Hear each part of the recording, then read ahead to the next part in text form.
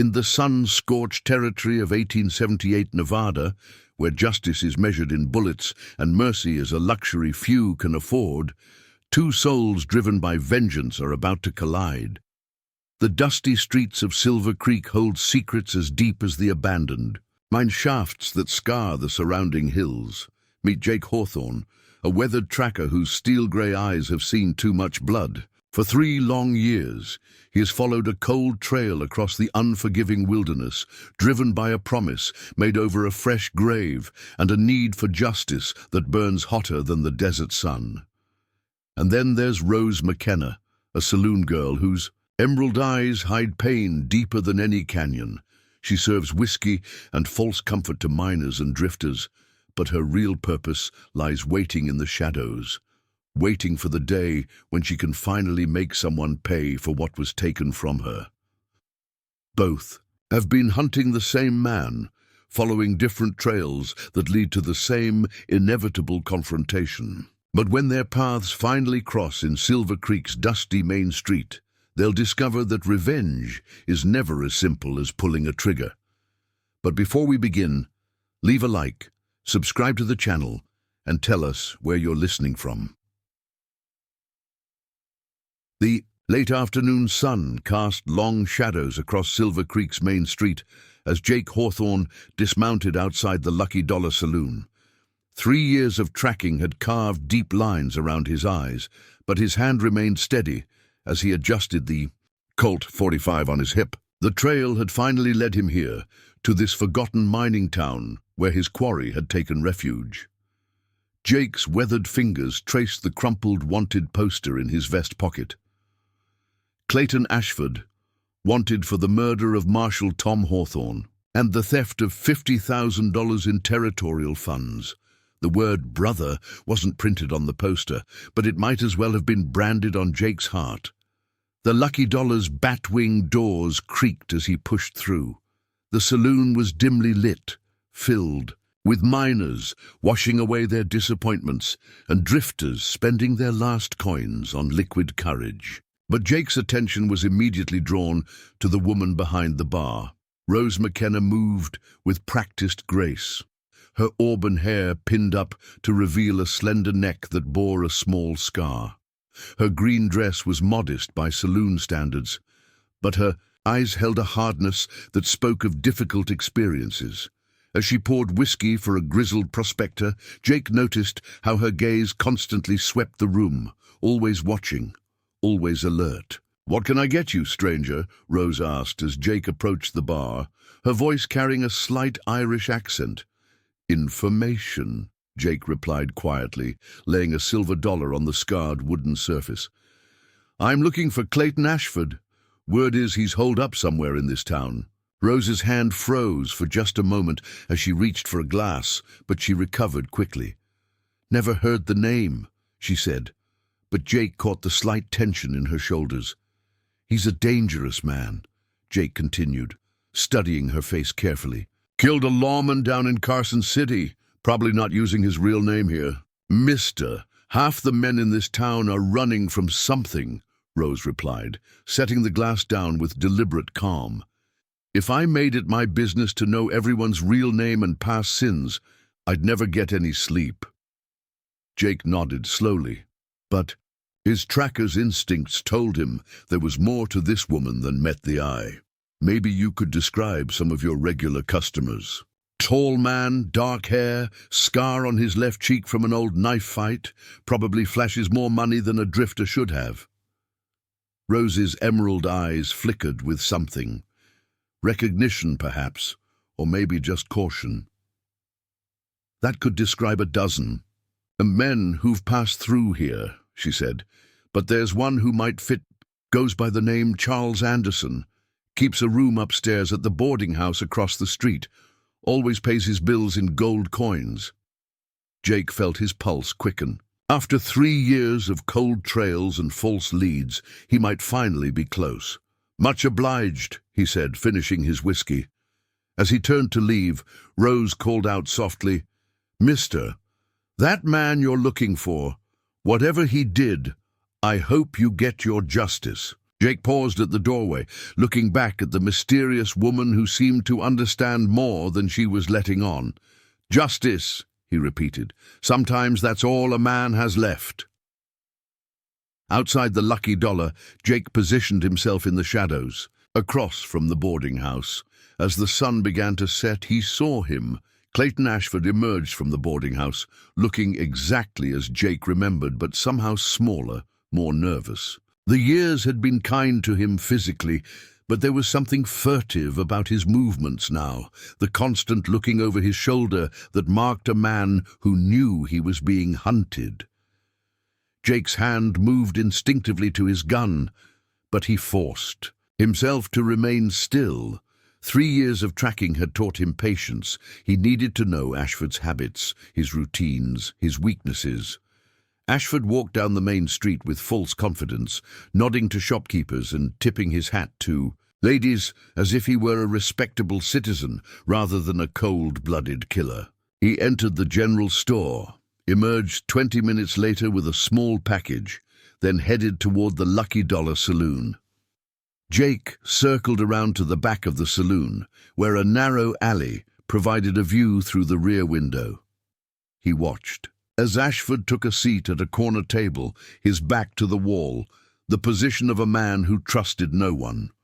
Rose served him whiskey, and Jake noticed something he hadn't seen before, the slight stiffening of her posture when she approached Ashford's table. The way her smile became more forced, more brittle. Interesting. It seemed Rose McKenna knew more about Clayton Ashford than she'd admitted. As the evening wore on, Jake continued his surveillance from the shadows.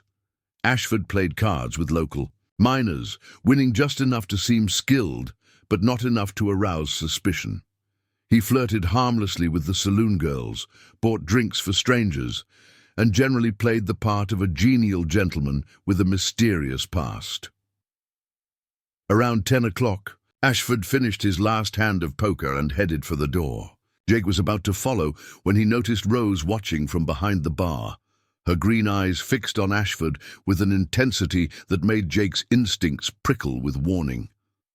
As Ashford pushed through the batwing doors, Rose quietly untied her apron and followed, staying well back in the shadows. Now this was interesting indeed. Jake found himself tracking 2 people instead of 1. The moon was bright enough to provide adequate visibility as Jake moved silently through the shadows, following the sound of footsteps on wooden boardwalks. Ashford was walking slowly toward the boarding house, apparently unaware that he was being followed. Behind him, Rose moved like a ghost, her familiarity with the town's layout obvious in the way she used doorways and rain barrels for cover. Jake hung back even further, fascinated by this unexpected development. What was a saloon girl doing stalking? A dangerous outlaw. As they neared the boarding house, Ashford suddenly stopped and turned around. "I know you're there, Rose," he called out softly. "No point in hiding." Rose stepped out of the shadows, and Jake could see that she was holding something in her right hand, something that glinted silver in the moonlight. A derringer, probably. "Hello, Clayton," she said, her Irish accent more pronounced now. Or, "Do you prefer Charles Anderson these days?" Ashford chuckled, but there was no humor in it. "Rose McKenna. I wondered when you'd surface. You always were too smart for your own good." "Not smart enough to see through you 3 years ago," Rose replied, taking a step closer. The derringer was definitely visible now. "Not smart enough to realize what kind of monster I was sharing my bed with." Jake felt the pieces clicking into place. Rose wasn't just some random saloon girl who happened to recognize a wanted man. She had history with Clayton Ashford, personal history that explained the pain he'd seen in her eyes. "You're not going to shoot me, Rose," Ashford said with confident arrogance. "You don't have it in you. You're all bark and no bite, just like always." "Try me," Rose whispered, but Jake could hear the uncertainty in her voice. That's when Jake made his decision. He stepped out of the shadows, his own Colt .45 drawn and aimed at Ashford's back. "She might not," he said quietly. but I sure as hell do."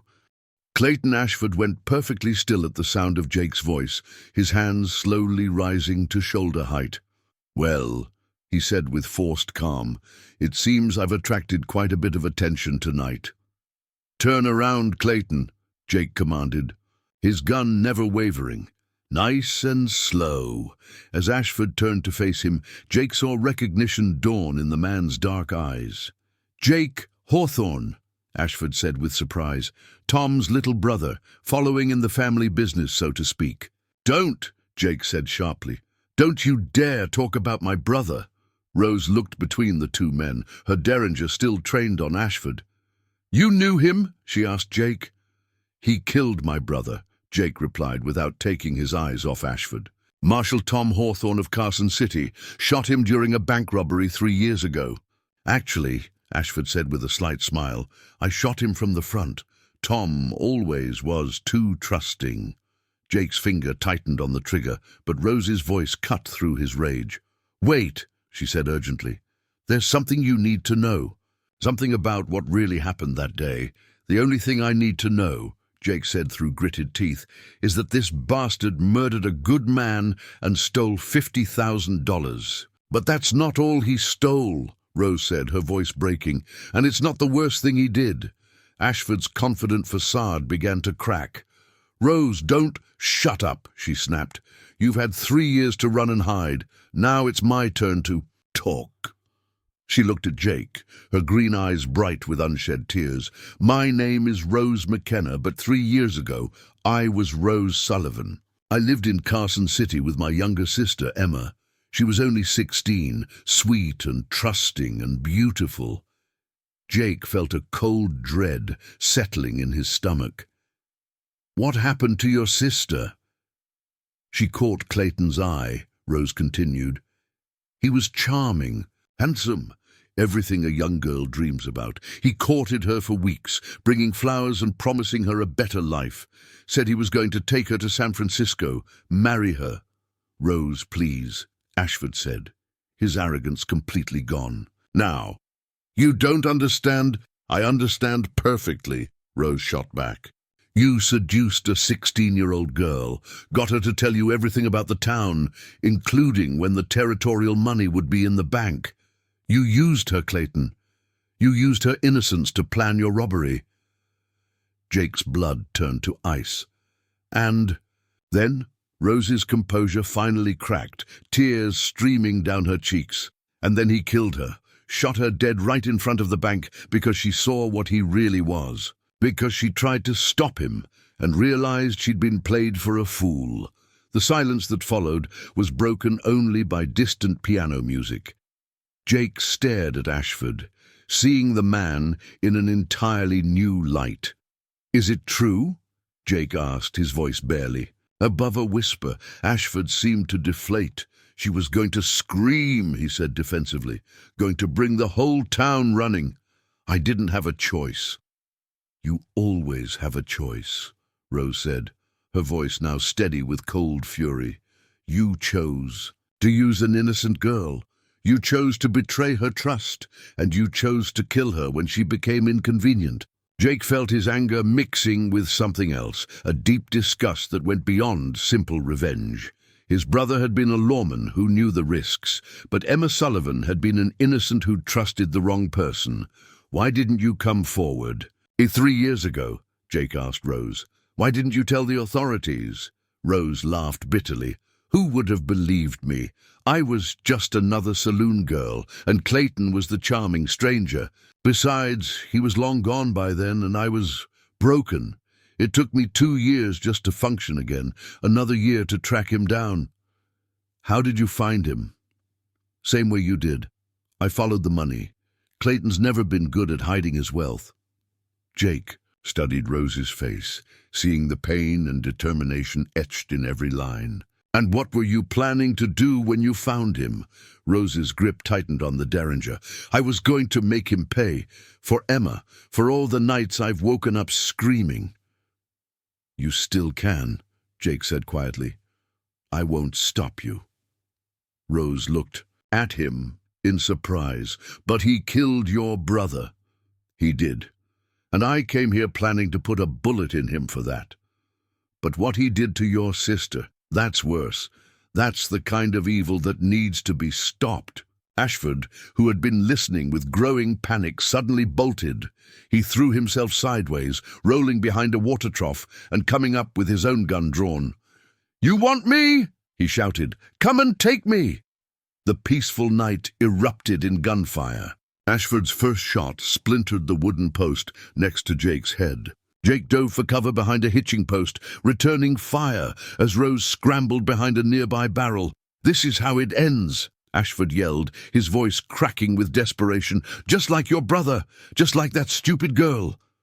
That was a mistake. Rose's fury, which had been held in check by uncertainty, finally exploded.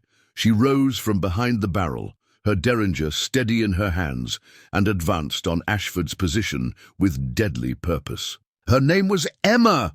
she screamed, firing as she walked. "Say her name, you coward!" Ashford's return shot went wide, panic affecting his aim. Jake took advantage of the distraction to move to a better position, flanking Ashford from the right. But as Jake raised his gun for the killing shot, he heard something that stopped him cold, the sound of Rose sobbing. She stood over Ashford, who had dropped his gun and was cowering against the water trough, her derringer pointed at his head. But she wasn't pulling the trigger. "I can't," she whispered. "God help me, I can't do it." "Rose," Jake said softly, keeping his gun trained on Ashford. "It's okay, you don't have to." "But I promised her," Rose sobbed. "I promised Emma I'd make him pay. And you have. Look at him. Really look at him." Rose glanced down at Ashford, who was pressed against the trough like a trapped animal, his face pale with terror. Gone was the confident charmer. In his place was a coward who had finally run out of places to hide. "Killing him won't bring Emma back," Jake continued gently. "But living well, finding happiness again, that's the best revenge of all." Rose's hand trembled violently as she fought with herself. 3 years of planning and hatred, warring with basic decency. In the end, decency won. She slowly lowered the derringer, stepping back. "You're right," she whispered. "He's not worth." Damning my soul. That's when Ashford made his final mistake. Seeing Rose back away, he lunged for his dropped gun with desperate speed. But Jake was faster. The Colt .45 roared once, and Clayton Ashford crumpled to the dust, the life leaving his eyes before his body hit the ground.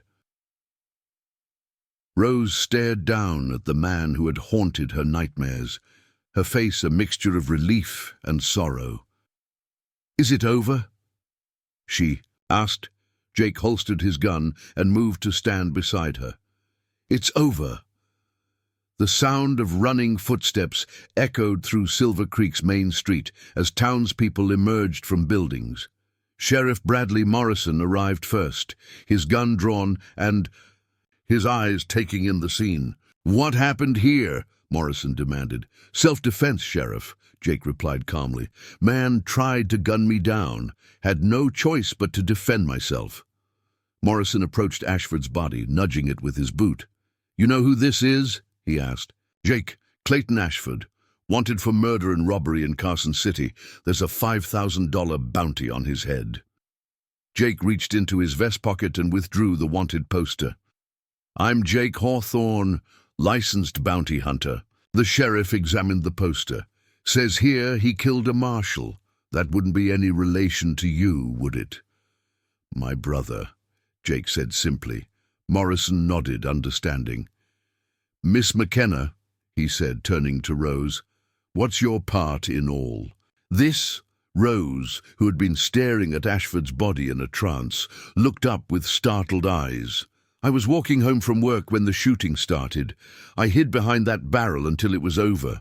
Jake shot her a quick glance, recognizing the lie but saying nothing. Rose had chosen to keep her personal connection to Ashford secret, and Jake respected that decision. "Anyone else see what happened?" Morrison asked the growing crowd. Old Pete Miller stepped forward. I heard the first shot and looked out my window, saw this fella," he pointed at Ashford's body, "shoot at Mr. Hawthorne here. Then there was more shooting, and when it was over, the stranger was dead." Several other witnesses nodded agreement. Morrison seemed satisfied, especially given the wanted poster and Jake's credentials. "Well," the sheriff said, holstering his gun, "seems like justice got served tonight. I'll need you to come by my office tomorrow morning, Mr. Hawthorne, fill out some paperwork, but from where I stand, this looks like a righteous kill." As the crowd began to disperse and Morrison organized the removal of Ashford's body, Jake found himself alone with Rose in the now quiet street. "Thank you," Rose said quietly, "for not telling him about Emma." "That's your story to tell or not tell," Jake replied. "I figured you had your reasons." Rose wrapped her arms around herself, suddenly looking very young and vulnerable. "I've been planning this for so long, I don't know what to do with myself. Now that it's over." "What did you do before?" Jake asked. "Before all this happened?" "I was a school teacher," Rose said with a sad smile. "Can you believe that? I taught children their letters and numbers in a little one-room schoolhouse outside Carson City. Emma and I lived in a small house with a garden." Jake could easily picture it. Rose in a simple dress, patient and kind with her students. It was a life far removed from the smoky saloons and hard men of Silver Creek. "You could go back to teaching," he suggested. Rose shook her head. "Not in Carson City. Too many memories. Besides, after 3 years in places like this," she gestured at the saloon behind them, "I'm not sure I remember how to be that person anymore." They walked slowly toward the Lucky Dollar, where a few die-hard drinkers were still nursing their whiskey despite the excitement outside. "What about you?" Rose asked. "Now that you've found your brother's killer, what comes next?" Jake considered the question seriously. For 3 years, tracking Clayton Ashford had been his single-minded purpose. Now that purpose was gone, leaving behind a void he wasn't sure how to fill. "I don't know," he admitted. "I've been hunting this man for so long I forgot there was supposed to be something after." They paused outside the saloon, both reluctant to go inside and return to their separate lives. "There's something I need to tell you," Rose said suddenly, "about that day in Carson City, about what really happened." Jake waited, sensing that whatever she was about to say was important. "Your brother, Tom, he tried to save Emma," Rose continued, her voice barely audible. "When Clayton shot her when she fell in the street bleeding, your brother left cover to help her. That's when Clayton got him. Tom died trying to protect a 16-year-old girl he'd never even met." Jake felt something shift inside his chest. A loosening of a knot he hadn't even realized was there. "How do you know that?" "Because I was there," Rose said, hidden across the street watching Emma meet Clayton like they'd planned. "I saw the whole thing. Your brother was a hero, Jake. He died doing what was right. For 3 years, Jake had carried the image of his brother being gunned down while trying to stop a robbery. Now, knowing that Tom had died trying to protect an innocent girl, the picture was complete." "Thank you," Jake said, his voice thick with emotion, "for telling me that."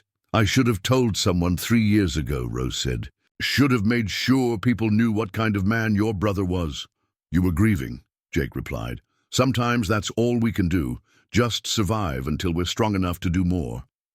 They stood in comfortable silence for a moment. 2 people who had been shaped by the same tragedy finally finding a measure of peace. "The morning stage goes through Reno," Rose said suddenly. "I've been thinking about going there, starting over." "Reno's a good town," Jake agreed. "Growing fast, lots of opportunities for someone with education." "What about you?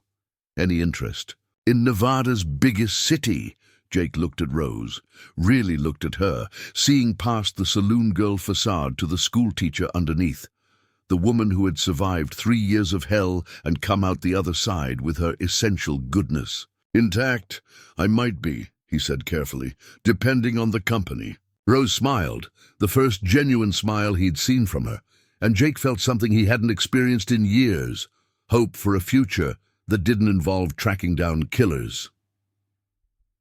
"The stage leaves at 8 in the morning," she said. "In case you decide Nevada's biggest city might be worth seeing." As Rose disappeared through the saloon's batwing doors, Jake remained on the boardwalk, looking up at the star-filled sky. Clayton Ashford was dead, his brother's murder avenged, and justice had finally been served. But more importantly, Jake had found something he hadn't been looking for, the possibility of redemption, of building something good from the ashes of tragedy. Jake spent the night in the small hotel above Miller's hardware store, but sleep eluded him. Every time he closed his eyes, he saw Rose's face as she stood over Clayton Ashford, struggling with the decision to pull the trigger. As dawn painted the eastern sky pink and gold, Jake made his way to Sheriff Morrison's office to handle the paperwork for Ashford's death. The sheriff was already at his desk, nursing coffee and sorting through documents. "Morning, Hawthorne," Morrison greeted him. "Sleep well?" "Well enough," Jake replied, settling into the chair across from Morrison's desk. Morrison pushed several forms across the desk. "Standard stuff for a bounty killing. You'll need to sign here, here, and here. I'll witness it and send copies to Carson City. The bounty money should be available in Reno within a week or two." As Jake filled out the forms, Morrison leaned back and studied him. "You seem different this morning. Lighter somehow. Most bounty hunters I've known get satisfaction from killing the men they hunt. You don't look satisfied. You look relieved." Jake set down his pen and considered the sheriff's observation. 3 years is a long time to carry hate around, he said finally. Sometimes the weight of it becomes heavier than the satisfaction of revenge. And now I'm thinking about what comes next instead of what came before. Morrison nodded slowly. "That's the mark of a wise man." Outside the sheriff's office, Jake found Silver Creek coming to life with the business of a new day. He spotted Rose almost immediately. She stood apart from the other travelers, a small carpet bag in her hand and a worn traveling dress replacing the green saloon outfit. Her auburn hair was pinned up neatly, and she looked every inch the respectable woman she had once been. Jake approached her slowly. "Morning, Miss McKenna." She turned at the sound of his voice, and her face lit up with a smile that transformed her completely. "Mr. Hawthorne, I wasn't sure you'd come." "I'm a man of my word," Jake replied. "When I say I might be interested in seeing Nevada's biggest city, I generally follow through. Do you have a ticket?" Jake pulled a piece of paper from his pocket. "Bought it from the depot clerk 10 minutes ago. Seems they had exactly 1 seat left." Rose's smile grew wider. "Fortunate coincidence." "I don't believe in coincidence," Jake said. "I believe in choices, and I'm choosing to see what Reno has to offer." The stage driver called for passengers to board, and Jake offered Rose his arm as they walked toward the coach. As the stage pulled away from Silver Creek, Jake found himself sitting across from Rose, their knees occasionally touching as the coach swayed over the rough road. "Any regrets?" he asked quietly. Rose considered the question seriously. "About leaving?" "No. About not pulling that trigger?" She paused, watching the landscape roll by. "I thought I would have regrets about that. I planned it for so long, dreamed about it so many times. But when the moment came, I realized that Emma wouldn't have wanted me to become a killer. She was too gentle, too good. And Clayton Ashford got what he deserved. Maybe not from my hand, but justice was done. That's what matters." Jake nodded, understanding completely. His own need for revenge had been satisfied, but more importantly, it had been transformed into something else, something that looked toward the future instead of dwelling in the past. "What will you do in Reno?" he asked. "Look for a teaching position," Rose replied.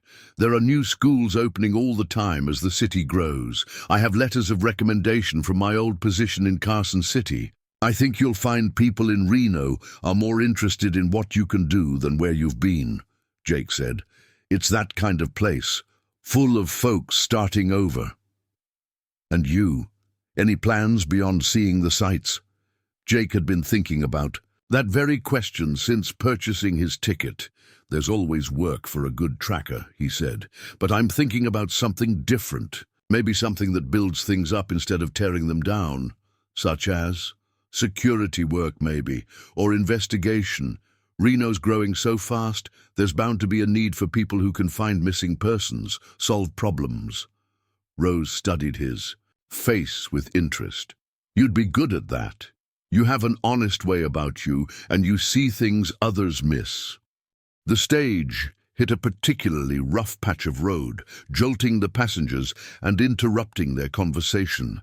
The traveling salesman complained loudly about the condition of Nevada's highways, while the elderly woman clutched her reticule and muttered prayers under her breath. But Jake found himself oddly content with the discomfort. After 3 years of sleeping on hard ground and eating trail rations, even a bumpy stagecoach felt luxurious. "Can I ask you something?" Rose said when the road smoothed out again. "Of course. Last night, when you had the chance to kill Clayton, why did you hesitate? You had every right, every reason." Jake was quiet for a long moment, watching the desert landscape roll past the window. "Because I realized something," he said finally.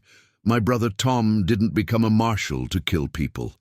He became a marshal to protect people. And in that moment, watching you struggle with your choice, I understood that protecting you, protecting your soul from becoming something it wasn't meant to be, was more important than my need for revenge." Rose's eyes grew bright with unshed tears. "Thank you," she whispered, "for giving me the chance to choose mercy." "We all deserve that chance," Jake replied. "The chance to be better than our worst impulses." As the morning progressed and the stage rolled steadily toward Reno, Jake and Rose found themselves talking about everything and nothing, shared stories of their childhoods, favorite books, dreams they'd once had and dreams they were beginning to have again. "I used to think about traveling," Rose said as they passed through a valley dotted with wildflowers. "Before everything happened, Emma and I would look at maps and plan trips we'd take someday. We wanted to see the ocean, visit San Francisco." "What stopped you?" "Life," Rose said simply. "Responsibility. Emma was still in school, and I was the only family she had. I told myself we'd travel when she was older. I never imagined—" Her voice trailed off. "You couldn't have known," Jake said, gently. "No one could have predicted what Clayton Ashford would do. I know that. In my head I know that. But in my heart—" She touched her chest lightly. "Sometimes I still feel like I should have protected her better. The only person responsible for Emma's death was the man who pulled the trigger," Jake said firmly. "And he paid for it. You can't carry guilt that isn't yours to carry." Around midday, the stage stopped at a way station to change horses. Jake and Rose walked together to the well, where they drew up fresh water and washed the dust from their faces. The elderly woman passenger, Mrs. Cooper, approached them with a motherly smile. "You two make a lovely couple," she said warmly. "Are you newlyweds?" Jake and Rose exchanged a quick glance, both blushing slightly. "We're just traveling companions," Rose said politely. "Ah," Mrs. Cooper said with a knowing wink. "Well, sometimes the best marriages start with good companionship." As Mrs. Cooper wandered off, Jake found himself thinking about her words. The idea of marriage, of building a life with someone, had seemed impossible just 24 hours ago. "But now, she seems nice," Rose said, clearly trying to cover her own embarrassment. "She does," Jake agreed, "and not entirely wrong about the companionship part." Rose looked at him curiously. "What do you mean?" "I mean," Jake said carefully, "that I've enjoyed talking with you more than I've enjoyed anything in 3 years. I mean that when I think about starting over in Reno, I can't help but imagine doing it with someone who understands what it's like to carry pain and choose to let it go." Rose's breath caught slightly. "Jake." "I'm not asking for promises," he said quickly. "I know we barely know each other, and I know you have your own healing to do, but I'd like the chance to court you properly, if you're willing. To see if this friendship might become something more." For a moment Rose just stared at him, her green eyes wide with surprise and something that might have been hope. Then, slowly, she smiled. "I'd like that," she said softly. "I'd like that very much." The stage driver called for passengers to reboard, but as they walked back to the coach, Jake felt lighter than he had in years. As Reno appeared on the horizon in the late afternoon, a bustling city of new buildings and busy streets, Jake realized that sometimes the end of one journey was really the beginning of another. He had set out to find Clayton Ashford and avenge his brother's death. Instead, he had found something far more valuable: the possibility of love, of redemption, of a future built on hope rather than hatred. The stage rolled into Reno's depot as the sun was setting, painting the sky in brilliant shades of orange and purple. As Jake helped Rose down from the coach, she looked up at him with eyes that held all the promise of tomorrow. "So," she said with a smile, "ready to see what Nevada's biggest city has to offer?" Jake offered her his arm, feeling like the luckiest man alive. "With the right company," he said, "I'm ready for anything." And as they walked into the gathering dusk, two wounded souls beginning to heal, Jake thought he heard his brother's voice carried on the evening wind. "Well done, little brother. Well done." Behind them, the desert stretched endlessly under a canopy of emerging stars, holding its secrets and its sorrows in the vast silence of the night. But ahead lay Reno, bright with electric lights and full of possibilities, a city where the past could be buried and the future could be anything they dared to dream. The hunt was over. The healing could begin. If you liked this story, leave your opinion in the comments, and of course, leave a like and subscribe. Turn on the notification bell so you don't miss any videos. Big hug and see you soon.